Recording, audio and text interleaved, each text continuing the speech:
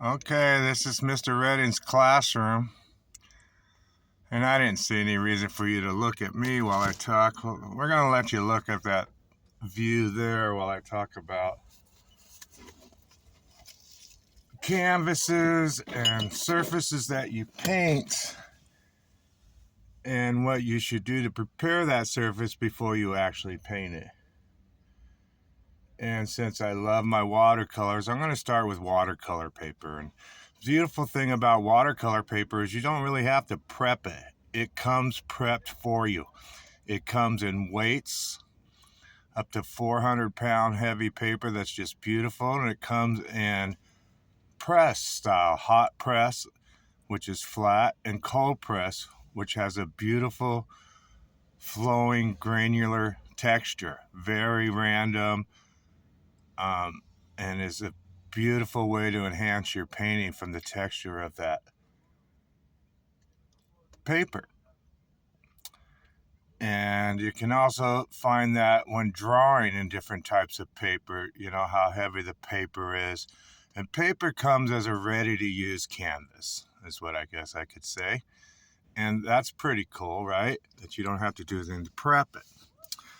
But now we're here in 2023, you and me hanging out with these people on TikTok showing me their paintings, and want everybody to look at their art. And all I see is a canvas texture.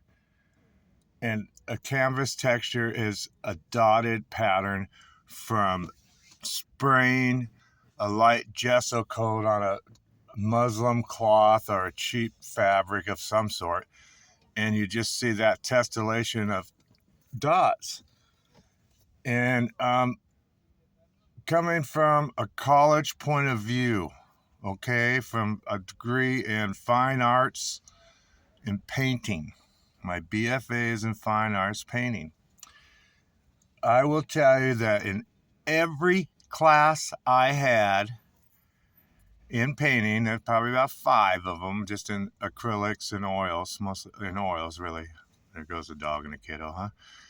And you would have gotten an F for not prepping that canvas, okay? For not doing something to make that canvas ready for your art.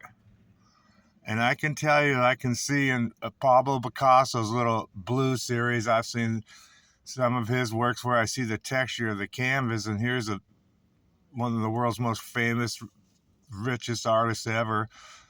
And I'm looking at a painting. Yeah, I like it, but all I see is that stupid tessellation of pattern from a factory bought canvas, or, it just doesn't look good to me. Okay, in college, I was told not to do it. In my classroom, I'm asking people not to do it all the time. Don't not prep, okay? So the thing about prep is, how do you prep?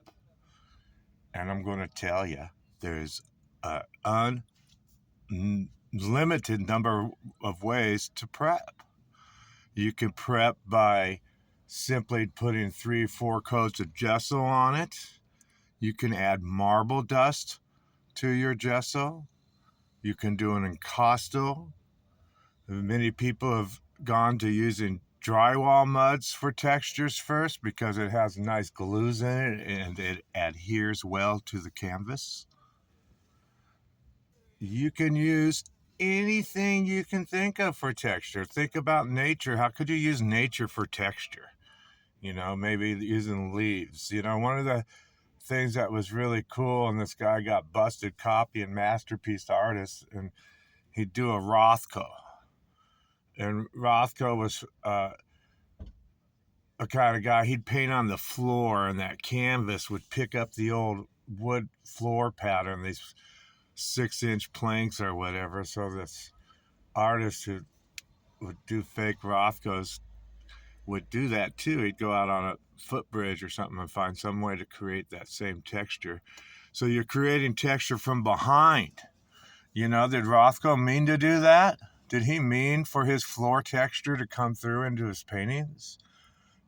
Perhaps he did, perhaps he didn't. Perhaps it was as our old buddy Bob Ross used to say, a happy accident. And I'd like to tell you, while I'm mentioning Bob Ross, I'd like to mention Dana Jester. Dana Jester was Bob Ross's protege of Speak, really an equal, who worked behind the scenes of the camera with him for 25 years and actually lives up in Colorado now, I believe. So, anyway, texture is important, you know? Let's just look at this for some texture here, you know? I think there's some texture in this pattern of this cupcake holder. These are cookies. Somebody ate all the cookies and didn't even offer you any. But, you know, look at that texture in there and how much that is pronounced in this paper. How much texture do you want is another subject. Let's go ahead and move on into that a little bit. And just to close out with the other comments about applications of texture,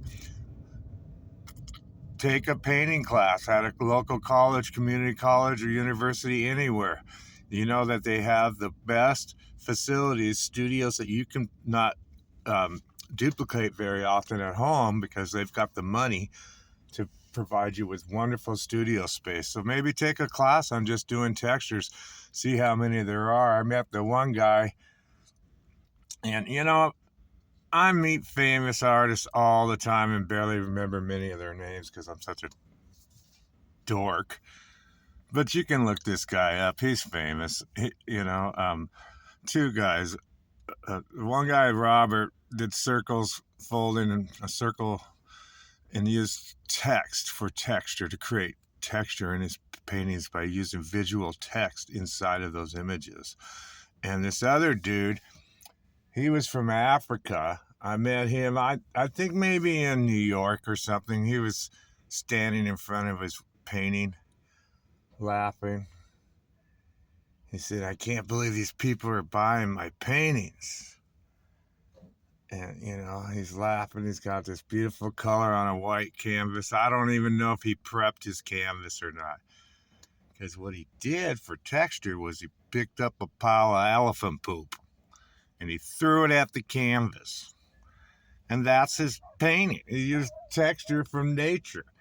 And people are buying, and he's laughing all the way in New York City, talking to me, telling me how funny these people are buying his art. And I'm like, hey, brother, take the money. He had a way of creating texture that was an image to the viewer's eye. And that's what you're after, not what you want to paint. As far as I'm concerned, if you don't prep your canvas, you're being a lazy artist, okay?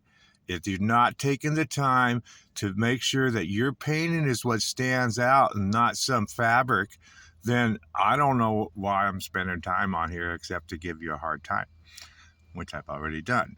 So let's move on. You know, texture is key. Texture is what gives us body and warmth and volume, okay? And makes movement across the page. Imagine if Van Gogh's brushstrokes didn't have any texture in them.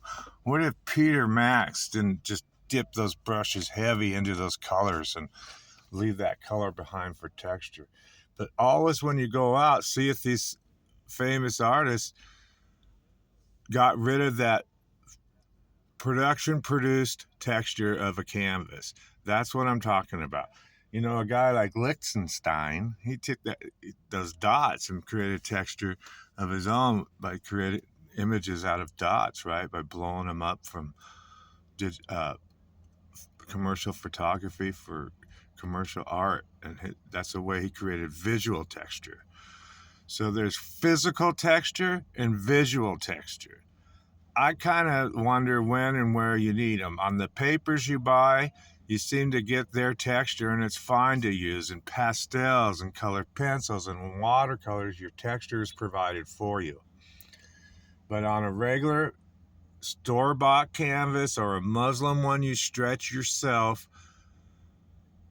I'm just going to say go ahead and try some different textures on there. You know, maybe tape off a bigger 4 foot by 4 foot and 6 inch increments and create a different texture from a book or wherever you get it online these days, right? And create a different texture on each one of those. Pull the tape and then label the textures below it. And while it's still white, gesso the whole thing and then label it again, because I didn't tell you to gesso first. Gesso first, then put your labels on the different types of textures. And then maybe you can add some color to those. Maybe do 2.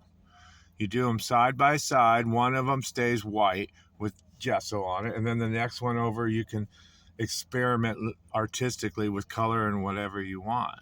Okay? So, I don't want to go on and on. I think I've said enough about this stuff. And I hope you've enjoyed watching people walk back and forth to Dog Beach, Ocean Beach, San Diego, California, USA today. And do some texture. Namaste. There's my hand going to get you.